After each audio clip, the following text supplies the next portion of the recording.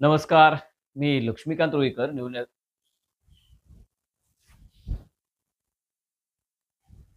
नमस्कार. मी Laxmikant Ruikar news and व्ह्यूजमध्ये आपल्या सर्वांचं स्वागत.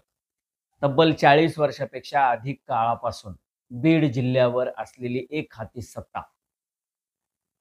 आपण सांगू तोच आमदार, आपण सांगू तोच खासदार. आपल्याच ताब्यात जिल्हा बँक, आपल्याच ताब्यात शैक्षणिक संस्था, आपल्याच ताब्यात नगरपालिका, पंचायत समिती. असं एक छत्री अंमल असलेलं क्षीरसागरांचं वर्चस्व गेल्या 5-7 वर्षापासून धुळीला मिळायला सुरुवात झाली. आता यासाठी विरोधक जबाबदार आहेत का? तर निश्चितपणे नाही. विरोधकांना तर गेल्या 40 वर्षापासून ही सुप्त इच्छा आहे, की क्षीरसागरांचं बीड जिल्ह्याच्या राजकारणातलं महत्त्व हे संपलं पाहिजे. क्षीरसागरांचा जो एक हाती वरचष्मा आहे, त्याला कुठेतरी धक्के देता आले पाहिजेत आणि क्षीरसागर मुक्त बीड हे स्वप्न पूर्ण झालं पाहिजे. पण क्षीरसागरांच्या घरामध्ये असलेला एकोपा, अंतिम शब्द ज्येष्ठांचा मानला जायचा तोपर्यंत क्षीरसागरांचा दबदबा कायम होता. मात्र काकूंच्या निधनानंतर सगळी जबाबदारी ही जयदत्त क्षीरसागर यांनी स्वतःच्या खांद्यावर घेतली आणि त्यांनी सगळ्यांना सांभाळून घेण्याचा देखील निर्णय घेतला. पण जर का एखादा कुणी चुकला किंवा जर का कुणाच्या महत्वाकांक्षेला अचानक लवकरच धुमारे फुटू लागले, तर त्याची कान उघडणी करणं किंवा त्याचा कान धरणं हे जे जयदत्त क्षीरसागरांचं काम होतं, ते त्यांनी कधीच केलं नाही. बीड शहराचा प्रश्न असेल तर तो भारतभूषण क्षीरसागर यांनी सोडवावा आणि ग्रामीणचा प्रश्न असेल तर संदीप क्षीरसागर यांची भेट घ्यावी, असा एक पायंडा जयदत्त क्षीरसागर यांनी पाडला आणि त्याचे व्हायचे तेच परिणाम झाले. संदीप क्षीरसागर सारख्या तरुण नेत्यानं ग्रामीणसोबतच शहरावर देखील हळूहळू आपली पकड मजबूत करायला सुरुवात केली. जयदत्त क्षीरसागर हे मुंबईत बसून कारभार पाहायचे, त्याच्यामुळं खाली सगळं अलबेल आहे असा त्यांचा गोड गैरसमज होता, जो त्यांना 2016च्या नगरपालिका निवडणुकीच्या वेळेस स्पष्टपणे जाणवला. 2016च्या नगरपालिका निवडणुकीमध्ये संदीप क्षीरसागर यांनी सगळ्या तरुण कार्यकर्त्यांची फळी जमवली आणि 42 पैकी जवळपास 19 ते 20 नगरसेवक हे अपक्ष म्हणून स्वतःच्या आघाडीचे निवडून आणले. काकाला हा पहिला इशारा होता. पण काका ऐकायच्या मूडमध्ये नव्हते आणि त्यामुळं व्हायचं तेच झालं. 2019ची विधानसभा निवडणूक येईपर्यंत राष्ट्रवादी काँग्रेस पक्षानं पुतण्याच्या जेवढ्या काही महत्वाकांक्षा होत्या, त्याला खतपाणी एवढं व्यवस्थित घातलं, की पुतण्याने काकाच्या विरोधात चड्डू ठोकला. आता महत्वाकांक्षा राजकीय घराण्यांमध्ये असणार नाही असं कधी होऊच शकत नाही. पण त्यालाही काही मर्यादा असतात. म्हणजे नितीन गडकरी सारख्या नेत्याचं किंवा देवेंद्र फडणवीस यांच्यासारख्या नेत्याचं जर का उदाहरण बघितलं, तर त्यांच्यानंतरची त्यांच्या घरातली दुसरी पिढी ही राजकारणात येणार नाही, असंच जवळपास निश्चित झालेलं आहे. पण क्षीरसागर यांची गेल्या 40-50 वर्षापासून बीड जिल्ह्यावर एक हाती सत्ता आहे. किशोर काकू क्षीरसागर या 3 टर्म खासदार होत्या. त्या खासदार असताना त्यांचे ज्येष्ठ सुपुत्र जयदत्त क्षीरसागर हे सुरुवातीला जिल्हा परिषद, त्यानंतर विधानसभेत पोहोचले, मंत्रिपदापर्यंत पोहोचले. दुसरे चिरंजीव रवींद्र क्षीरसागर हे गजानन कारखान्याचे चेअरमन राहिले. चालता चालता त्यांनी जिल्हा परिषदेचं सभापती पद देखील भूषवलं. तब्बल 30 वर्षापेक्षा अधिक काळ भारतभूषण क्षीरसागर हे बीड शहराचे नगराध्यक्ष राहिले.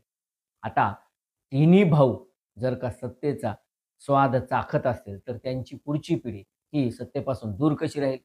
व्हायचं तेच झालं. रवींद्र क्षीरसागर यांचे ज्येष्ठ चिरंजीव संदीप क्षीरसागर यांनी ग्रामीण सोबतच शहरामध्ये देखील शिरकाव केला आणि आपल्या नेतृत्वाखाली एक वेगळी चूल मांडली आणि ज्यामुळं काकाला धोबीपछाड दिला.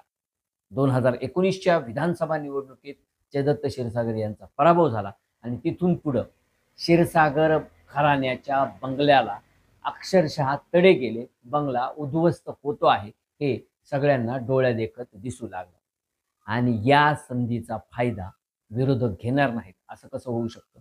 विरोधकांनी देखील 2019 पासूनच एकदा जयदत्त क्षीरसागर यांना निवडणुकीत पाडलंय. पुढच्या निवडणुकीत संदीप क्षीरसागर यांना पराभूत केलं की क्षीरसागर मुक्त बीडचं स्वप्न पूर्ण होणार हे या विरोधकांनी ठरवलं होतं.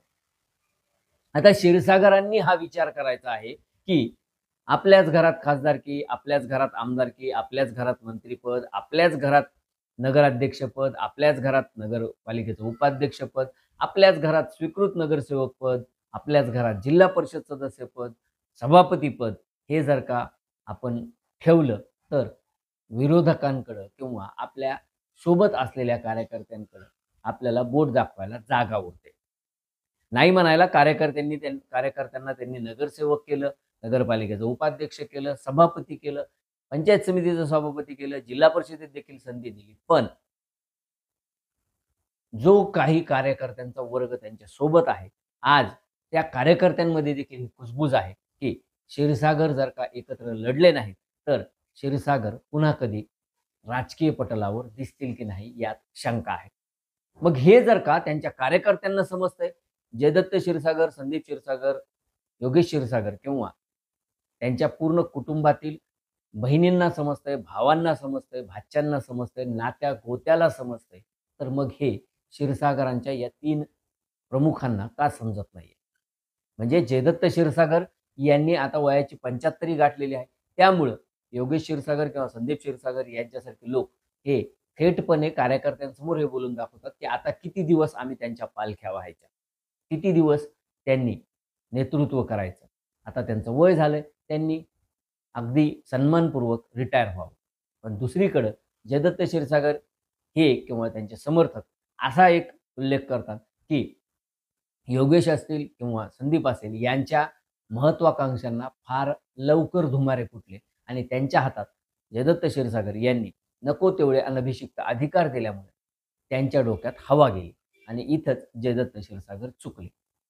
आता क्षीरसागरांच्या घरामध्ये जे काही रामायण महाभारत घडले किंवा येणाऱ्या विधानसभा निवडणुकीत त्याचा जो पुढचा अंक पाहायला मिळणार आहे, त्यामध्ये नेमके काय काय मोठे स्फोट होतील, कशा पद्धतीनं हे सगळं जनतेच्या समोर येईल, हे अगदी 8-10 दिवसातच स्पष्ट होईल. पण एक गोष्ट मात्र निश्चित आहे, की या सगळ्यावर क्षीरसागरांनी बसून जर का विचार केला नाही, तर क्षीरसागर हे पुन्हा परत औषधाला देखील उरणार नाही आणि गेल्या 40-50 वर्षापासून विरोधक जे स्वप्न पाहतायत क्षीरसागर मुक्त बीडचं, ते पूर्ण व्हायला वेळ लागणार नाही.